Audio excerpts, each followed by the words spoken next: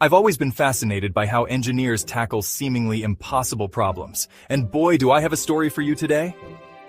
We're talking about the Leaning Tower of Pisa, but not just any old history lesson. Nope, we're diving into how a bunch of super smart engineers managed to stop this iconic building from face-planting into the ground. Now let's set the scene with life-size terracotta sculptures. Yeah, that's right, we're getting artsy with our engineering. So buckle up because we're about to take a wild ride through time, soil mechanics, and some seriously cool problem solving.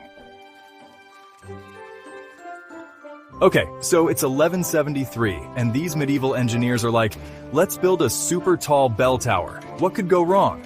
Well, turns out a lot. The ground underneath was softer than a marshmallow, and before you know it, this tower's doing the lean. Fast forward to 1990, and our poor tower is tilting at a crazy 5.5 degrees. That's when the Italian government went, Houston, we have a problem. They brought in this dream team of engineers, historians, and mathematicians. Now, these folks had a real head-scratcher on their hands. They couldn't just push it back up. That'd be like trying to unmelt an ice cream cone. So what did they do? First up, emergency measures. They were like, let's slap a concrete ring around the base. That'll hold it. Now here's where it gets really cool. The engineers came up with this crazy idea called soil extraction. Basically, they decided to give the tower a little underground liposuction.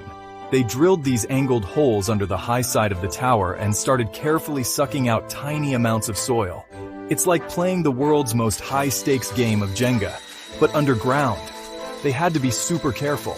Take out too much, and boom, tower pancake. But that's not all. They also had to deal with the tower's arch-enemy, water. See, the groundwater levels on the north side would rise in winter, making the tower tilt even more. It's like the tower was doing a seasonal dance.